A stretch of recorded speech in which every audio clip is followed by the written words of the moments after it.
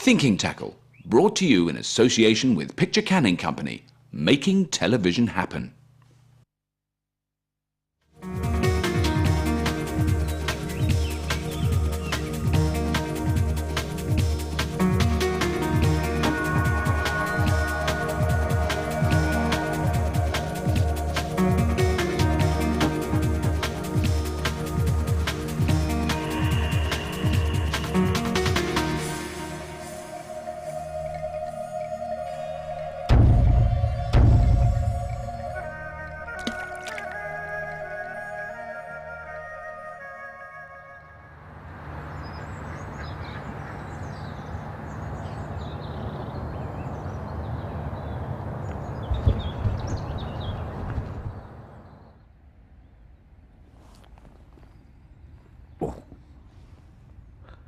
Welcome to Thinking Tackle. My name's Danny Fairbrass and we're here at Holyfield Lake in Waltham Abbey, right near the River Lee, just on the outskirts of Essex.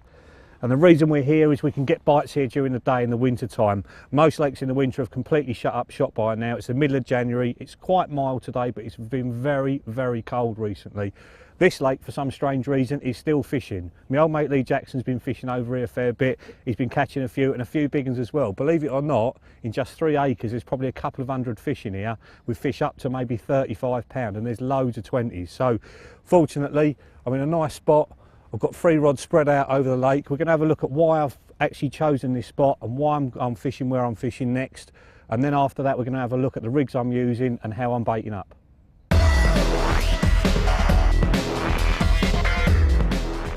There,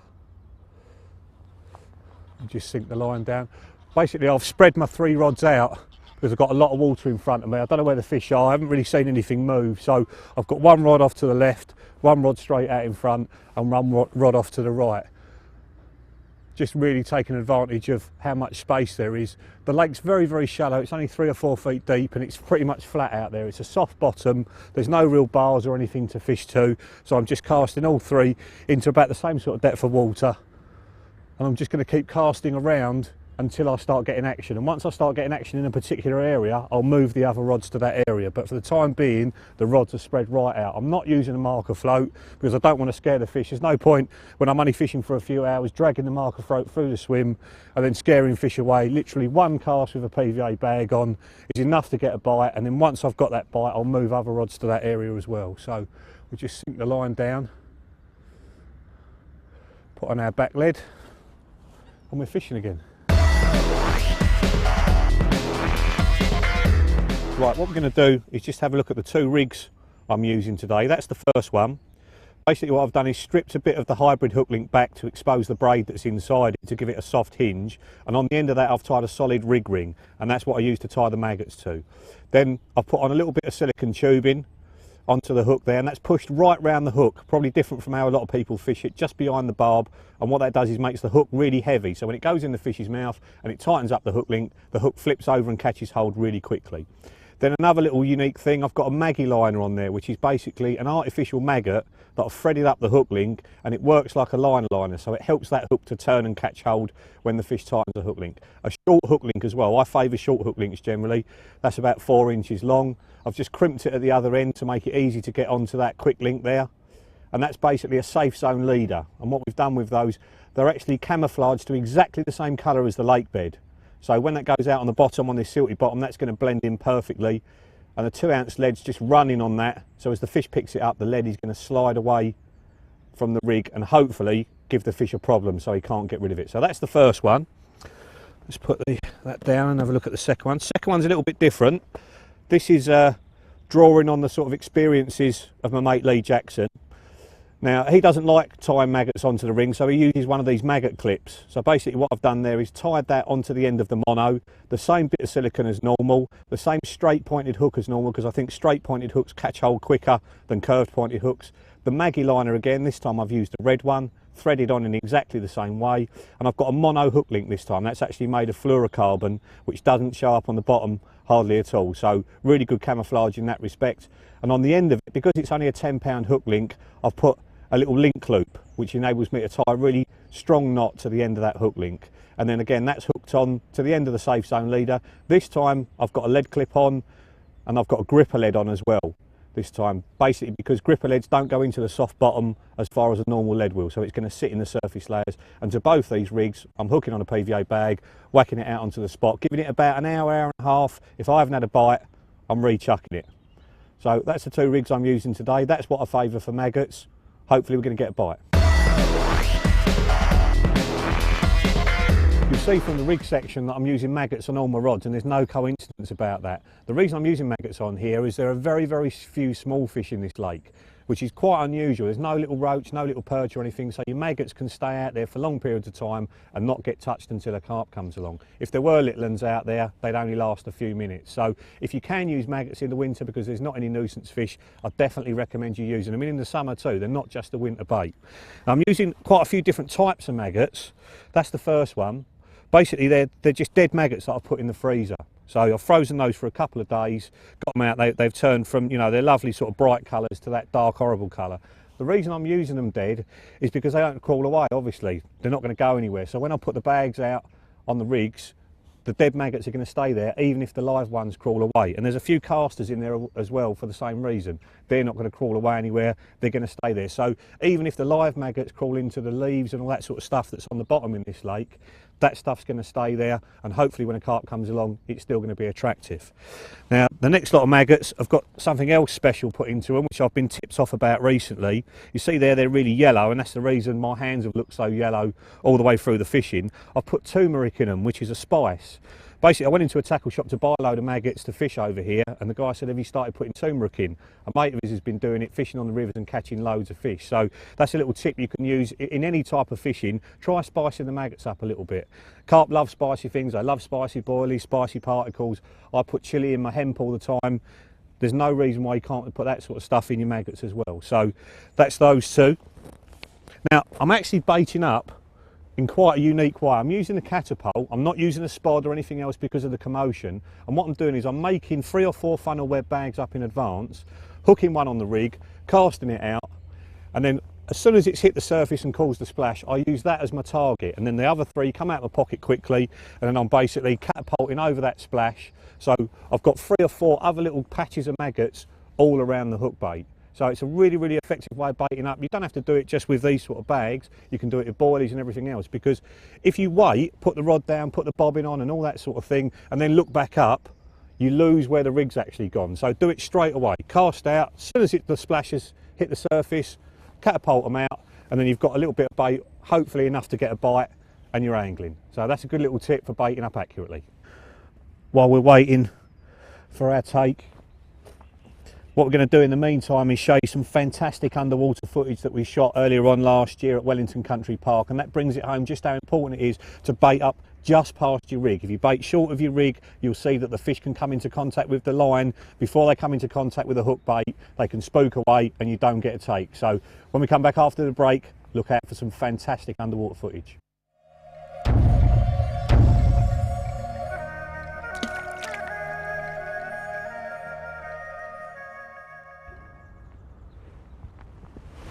Welcome back to Thinking Tackle. Here's that underwater footage that we promised you before the break. Prepare to be enlightened.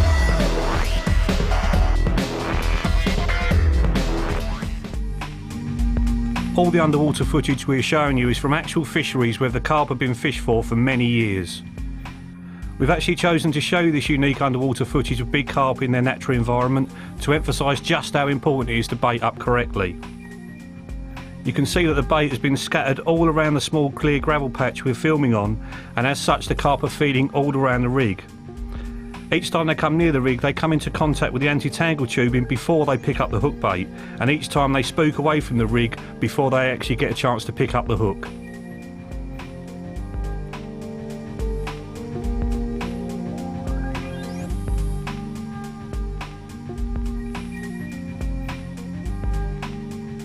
In this slow motion close-up shot you can actually see the big mirror pick up the tubing with its nose as it approaches the rig.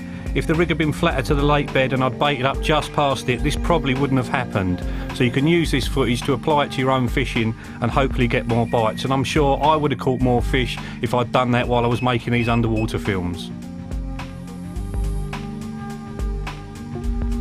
Sometimes when the fish lift up the line with their body it can actually move the bobbing hanging underneath the rod. This is called a line bite and can often be confused with a reel bite. Line bites are often slow lifts and falls of the bobbin, where a missed pickup is usually far more violent than that, and you can apply this to your own fishing to tell the difference between the two.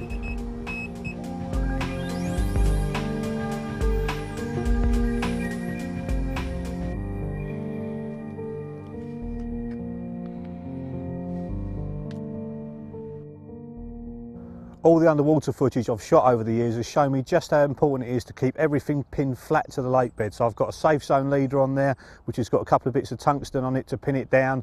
I've got a bit of putty on the line to pin that to the bottom. I've got a flying back lead that I can take on and off the line as I need to use it, and I'm going to put a back lead on as well. So we're going to get this one out there, and then I'll get the back lead on once I've got a couple of bags over the top of the baited spot.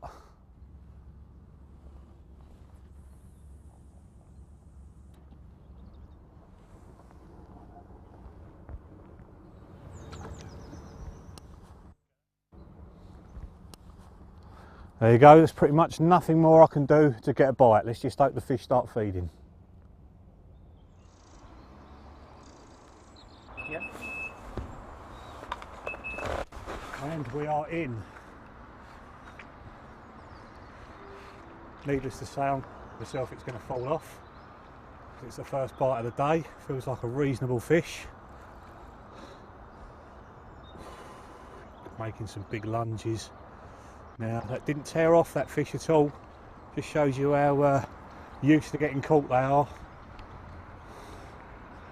Hopefully my back legs are going to keep the line down on the bottom enough so when he comes close, oh he's having a go now, he really is having a go now. When that fish comes in close enough, the line will stay on the bottom with the other rods and it won't pick the other lines up. That's what I'm hoping anyway. This is the rod that's been doing most of the activity. Oh.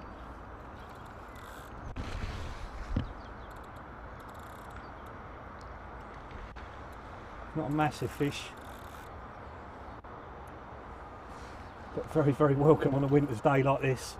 It's funny, the last time I was here all the bites came right in the last few minutes of the session, all round the lake.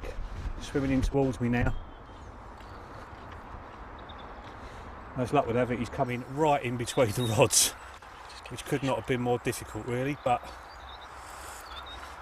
I'm going to drop this one down, get it out of the way, see if I can net him in between both the rods there. Come on baby. Yeah, gotcha, excellent. What a result. Obviously like them maggots. Get them off him. They've been going through him, definitely. Let's hoist him up so you can have a look. Chill out baby. There he is. 26¼ pounds of Holyfield mirror carp on a January day. Top result. Oh. Just letting him flip backwards and forwards in my arms. A lot of people tend to drop them at this point. They get scared of them, throw them away from themselves, but you get the hang of it in the end. Well chuffed with that. Oh, calm down, baby. Well chuffed. Okay, my love.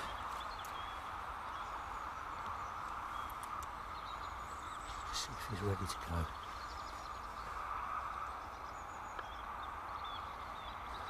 There he goes. Super strong. Pucker.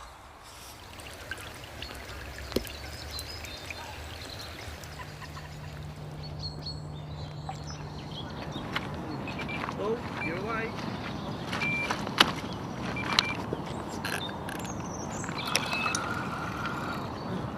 All my bites up until now have come on the right, and this is the first one on the left hand side.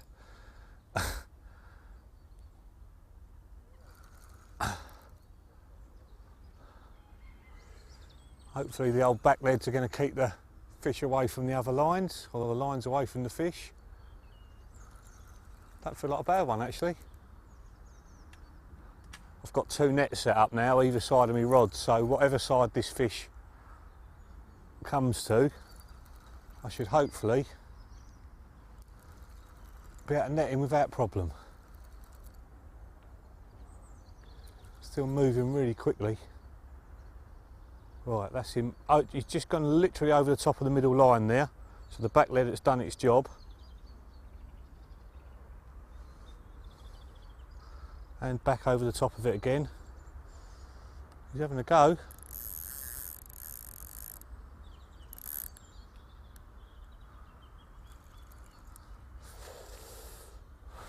Much better start than yesterday, that's for sure.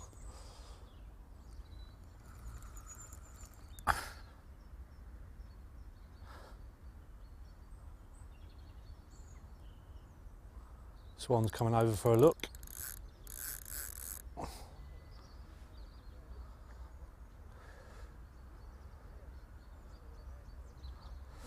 Just taken Lee's advice and brought him in a little bit closer. He caught his fish from this swim when he fished over here a bit closer than me, so I brought it in closer and we've had one. I think it's a common.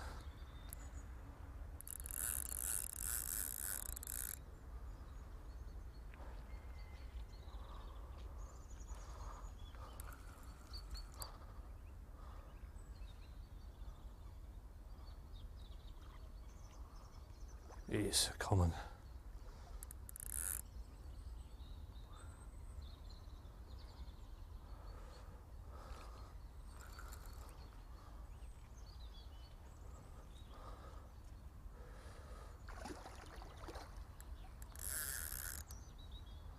Right underneath the other line now, where he's in so close.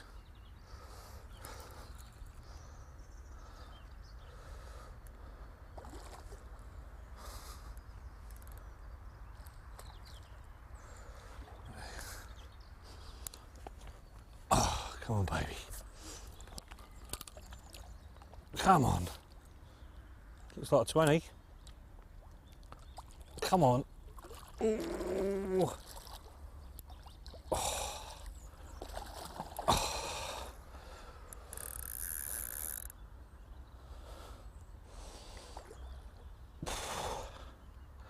Certainly fighting well. This is on the fluorocarbon hook link that I showed you with the maggie liner on it and a few maggots on a maggot clip. Literally been out there all night, not a bleep. Recast it this morning, slightly shorter.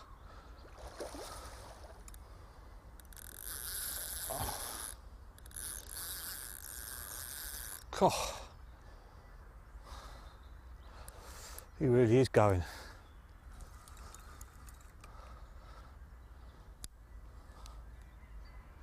Right.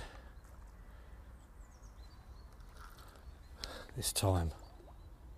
So just as I just take a bit of tension off to pick up the net, he turns around the other way and he's off again. Oh baby. That's better. Oh, lost my back lead. There we go. Gotcha! Come on! Excellent. Oh. A very, very good start to the day. £30, 2 ounces. There she is. £30, 2 ounces of winter common carp. Puck away to start the day. Had a couple of doubles during the night as well, all on the other rods. And this is the first bite on this rod. What a lovely way to start. My first 30 out of here as well. There's 4 or 5 of them in here, believe it or not, with all the 20s. Pucker carp. Fought like a demon. And very, very much appreciated. Right, let's get her back. Stunning creature.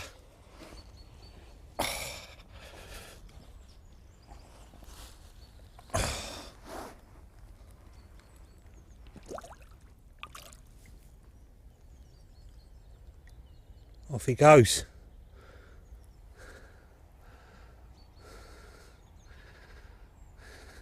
That way.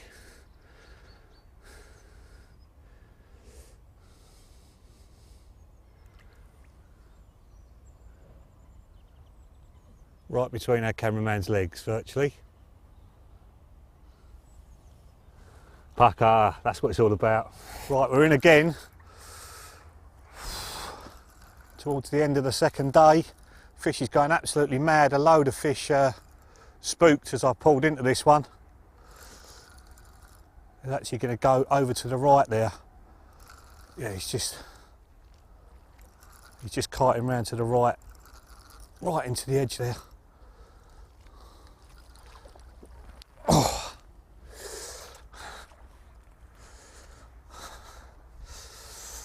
Really fighting hard, this fish. What a puck away to finish the second thinking tackle. He's a common again.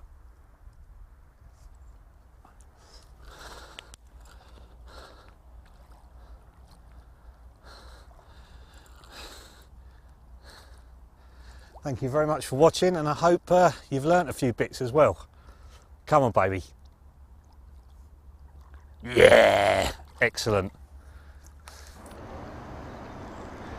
What an awesome way to end the show. 6 fish in 2 days and a night. Well chuffed with that for a winter session. Hope you've all learnt a few bits for your winter fishing, and I'm sure I'll be seeing you again in the next show. Let's get this one back.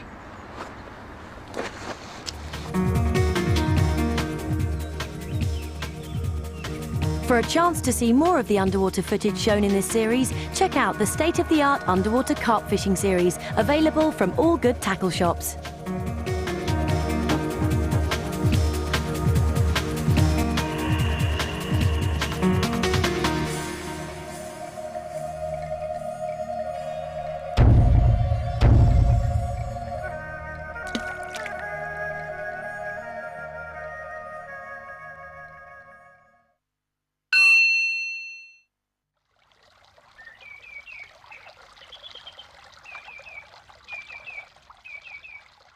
Thinking Tackle, brought to you in association with Picture Canning Company, making television happen.